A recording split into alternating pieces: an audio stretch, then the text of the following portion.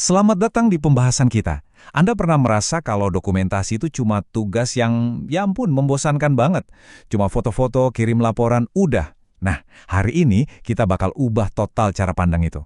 Kita mau memulai sebuah misi untuk mengubah dokumentasi yang tadinya cuma laporan biasa, jadi sebuah perburuan harta karun. Jadi, siap-siap ya, kita akan jadi detektif. Seringnya kan kita mikir gitu ya, ambil foto, simpan di folder, selesai. Kayak tugas pasif yang cuma merekam apa yang udah lewat aja. Tapi gimana kalau saya bilang, ada cara lain yang jauh lebih seru dan hasilnya juga jauh lebih berdampak? Oke, disinilah pergeseran pola pikirnya. Kita beralih dari yang tadinya cuma jadi juru arsip, sekarang jadi pemburu harta karun. Dokumentasi itu bukan lagi sekedar catatan masa lalu, tapi peta yang penuh petunjuk aktif buat perbaikan ke depannya. Ini tuh investigasi, bukan sekedar laporan. Oke, misinya kita mulai sekarang juga. Coba bayangin diri Anda sebagai rekrutan baru di sebuah tim detektif. Misi kita ini jelas dan, yang pasti, penting banget. Jadi, poin utamanya tuh bukan cuma soal jago ambil foto, bukan. Ini tentang membangun sebuah kultur.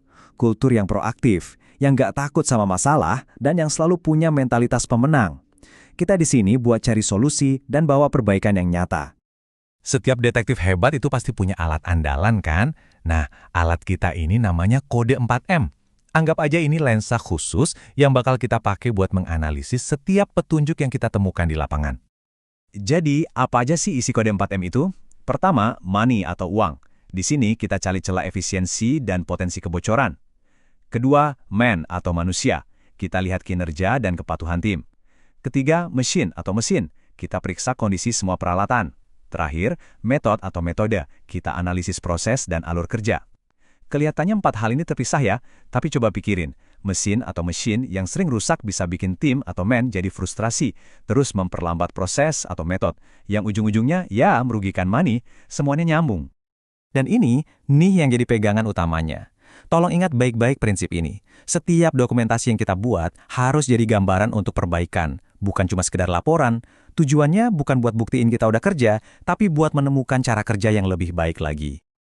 Nah, ini aturan yang paling fundamental dalam investigasi kita. Nggak bisa ditawar-tawar. Kita harus berani lihat fakta apa adanya. Kalau ada yang rusak, pudar, atau nggak sesuai SOP, tugas kita ya menunjukkannya dengan jelas. Jangan ditutup-tutupi. Ingat, kita ini pencari masalah untuk menemukan solusi. Oke, sebagai detektif, kita juga butuh aturan main dan peralatan standar dong. Ini adalah teknik-teknik yang wajib banget dikuasai sama setiap detektif 4M. Tujuannya, biar data yang kita kumpulkan itu berkualitas tinggi dan bisa dipertanggungjawabkan. Yuk kita bedah satu-satu. Pertama, video kita itu bukan film bisu, jadi harus ada monolog yang ngejelasin apa yang Anda lihat. Kedua, setiap foto wajib punya caption singkat, area plus kondisi. Ini penting sebagai bentuk akuntabilitas. Ketiga, pakai teknik mata elang. Lihat dulu gambaran besarnya, baru deh kita zoom in ke detail-detail yang krusial. Oke, teorinya udah cukup, sekarang waktunya praktek. Mari kita lihat gimana caranya menerapkan semua ini dalam beberapa skenario nyata. Atau kita sebut aja berkas kasus. Kita mulai dari gerbang masuk. Coba perhatikan contoh petunjuknya, marka jalan yang pudar. Kelihatannya sepele kan? Mungkin ini masalah metode atau mesin yang kecil. Tunggu dulu. Marka pudar bisa bikin antrian jadi kacau, yang bikin petugas man stres, pelanggan gak puas, dan akhirnya waktu transaksi melambat yang langsung berimbas ke money. Satu petunjuk kecil tapi efeknya berantai. Lanjut ke area parkir. Di sini fokus kita lebih ke mesin dan method. Pertanyaannya itu bukan cuma lampunya nyala nggak, tapi penerangannya cukup nggak buat pelanggan merasa aman pas malam hari. Ini bukan soal teknis doang, ini soal pengalaman pelanggan yang pastinya berdampak ke reputasi dan ya, money lagi. Terakhir, di kantor lokasi. Fokusnya di method dan money. Merekam simulasi pelayanan itu tujuannya bukan buat cari-cari kesalahan, tapi untuk melihat apakah alur kerja kita, method, udah efisien atau belum. Sama halnya dengan prosedur setoran. Satu langkah aja yang kelewat bisa jadi celah keamanan besar yang risikonya langsung ke money. Oke, setelah kita kumpulin semua petunjuk, kita analisis, terus apa? Nah, ini dia bagian terpenting dari seluruh misi kita.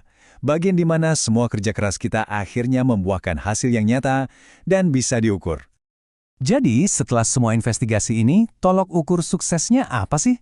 Jawabannya, simple banget. 1. Ya, 1. Setiap siklus evaluasi harus menghasilkan minimal 1 ide perbaikan yang nyata. Bukan 10 laporan, bukan 100 foto, cukup 1 aksi konkret yang bikin keadaan jadi lebih baik. Itulah kemenangan kita. Biar Anda tetap fokus, ini ada daftar periksa sederhana. Coba cek, monolog videonya udah jelas, keterangan fotonya informatif, kerjanya disiplin dan efisien, dan yang paling penting, udah nemu belum minimal 1 peluang perbaikan?